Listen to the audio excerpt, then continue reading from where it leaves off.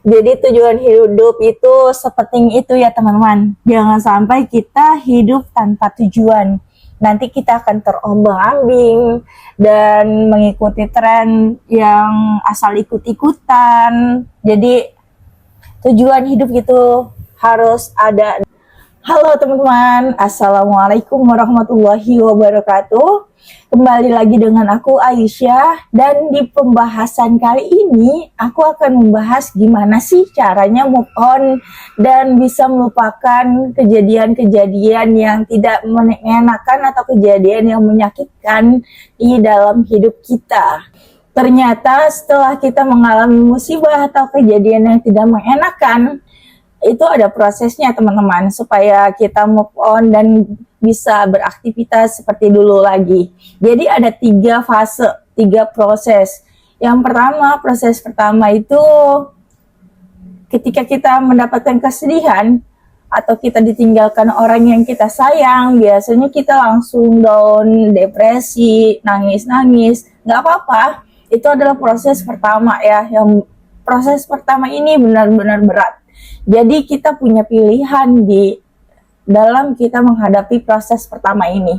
Pilihan untuk bangkit atau pilihan untuk ya sudahlah saya putus asa dan akhirnya bunuh diri. Nauzubillahi min dzalik. Jadi di fase ini kita punya pilihan untuk bangkit atau menyerah. Nah, menurutku kalian jangan menyerah gitu aja ya teman-teman, karena fase ini akan kita bisa lewati dengan baik kalau kita ini mau bersabar. Nah, kita harus bersabar. Kalau mau nangis nggak apa-apa, nangis aja. Kalau mau marah nggak apa-apa, marah aja, wajar, manusiawi. Kalau mau nangis jangan dipendam ya teman-teman, nangis aja, nangis terus untuk merilis emosi kita. Dan kalian harus jaga perilaku kalian supaya tidak menyakiti orang lain atau menyakiti diri sendiri saat di fase pertama ini. Karena ini emang luar biasa ujiannya, begitu berat di fase pertama ini. Itulah sebabnya kata Imam Qayyim Al-Jauzi dalam kitab Madarijus Salikin, jadi orang-orang yang menerima musibah itu harus sabar dulu. Walaupun itu menyakitkan, bikin baper, bikin kita seperti tidak mau hidup lagi karena ada masalah itu. Kalian harus bersabar terlebih dahulu supaya tidak menyakiti diri sendiri, tidak menyakiti orang lain. Kuncinya sabar dulu.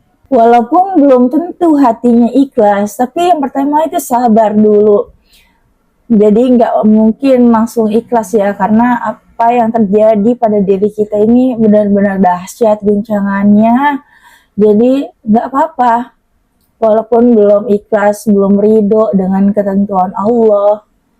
Jadi sabar terlebih dahulu. Ada 2 bacaan yang disarankan oleh ulama ketika kita mendapatkan musibah, kejadian yang berat bagi kita.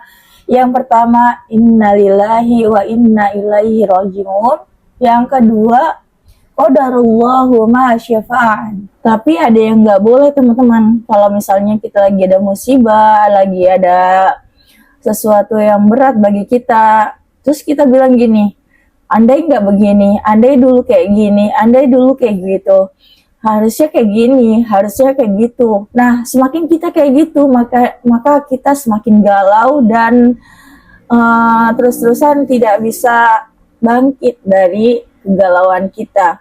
Kata Rasulullah juga nggak boleh seperti itu, karena ini jalan pintu masuknya setan di diri kita.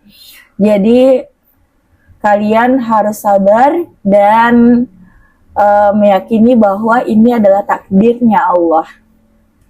Kalau kita seperti itu terus, maka setan akan masuk ke 2 pintu, yaitu pintu penyesalan. Yang kedua, pintu kekhawatiran akan masa depan.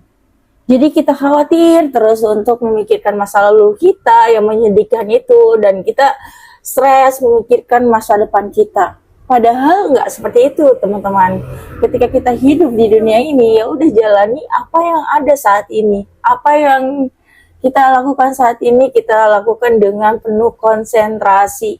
Jadi jangan kita lagi nyapu atau cuci piring, tapi pikirannya kemana-mana, mikirin masa lalu lah, mikirin masa depan lah, sehingga kita nggak fokus dengan apa yang kita kerjakan saat ini, sehingga hasil yang kita kerjakan itu tidak maksimal. Jadi ketika kita ada masalah, kita langsung kembali ke Allah. Kita berdoa sama Allah biar cepat diselesaikan masalah ini, biar dikuatkan hatinya, biar ditambahkan lagi kekuatan imannya sama Allah. Jadi jangan sampai kita ambil jalan pintas, yaitu bunuh diri. Nah, sekarang kita masuk ke fase kedua. Tadi yang fase pertama sabar, dan di fase kedua kita akan merasakan yang namanya ridho. Kita ikhlas dalam menjalani sesuatu yang sudah ditakdirkan oleh Allah. Jadi nggak apa-apa kalau kalian nggak langsung ridho. Jadi sabar dulu, baru ridho dalam menghadapi sesuatu. Jadi orang sabar belum tentu ridho ya. Jadi ridho setelah sabar, mengikuti setelah sabar. Jadi kalian jangan buru-buru ambil jalan pintas ketika sedang ada masalah. Nikmatin aja dulu prosesnya, baru deh lama-lama kalian akan merasakan fase yang ketiga, yaitu fase di mana kalian mendapatkan petunjuk atau mendapatkan hikmahnya dari kejadian-kejadian yang sudah ada. Oh, ternyata kemarin itu setelah kejadian itu aku baru sadar nih kayak gini dan kayak gini. Jadi sekarang aku sangat bersyukur. Harusnya kalau aku nggak mengalami musibah ini, aku nggak akan tahu ini seperti ini. Akhirnya disitulah kita baru sadar, baru bisa mengambil hikmahnya ketika di fase ketiga ini. Jadi di fase ketiga kita harus menemukan makna hidup kita. Supaya apa? Supaya hidup kita lebih semangat lagi dalam menjalani hidup. Jadi misalnya, wah aku harus target tembus ini nih. Aku harus sholat rajin misalnya ya. Dalam sebulan aku mau tahajud terus selama 30 hari misalnya ya. Nah, di situ kita punya tujuan untuk sholat tahajud terus. Jadi kita nggak bingung nih dengan berbagai makna dalam hidup kita. Kita punya tujuan, yaitu tujuannya akhirat ketika kita melakukan sholat tahajud. Dan kita, kalau kita punya tujuan hidup, misalnya, wah aku pengen jadi orang sukses, aku pengen jadi orang kaya. Nah, itu juga kita akan menemukan makna dalam hidup kita. Jadi semakin kita punya tujuan atau target, nantinya kita akan lebih bersemangat lagi dalam hidup. Jadi teman-teman, kalau kita misalnya nggak punya tujuan dalam hidup kita, maka hidup kita akan terasa hampa pastinya. Dan kita bingung mau kemana kita melangkah, mau kemana tujuan kita malah bingung di situ. Akhirnya kita memilih untuk berdiam diri dan lama-lama kita akan merasa depresi, teman-teman. Jadi kita penting banget untuk mempunyai tujuan hidup. Tapi dengan punya tujuan hidup, kita harus menikmati prosesnya. Kalau kita fokus sama tujuan hidup kita aja, kita nggak nikmatin prosesnya, maka kita akan semakin stres juga di situ. Jadi harus seimbang ya. Jadi kita harus nikmatin prosesnya sebelum kita menuju tujuan hidup kita ini. Jadi tujuan hidup itu sepenting itu ya teman-teman. Jangan sampai kita hidup tanpa tujuan.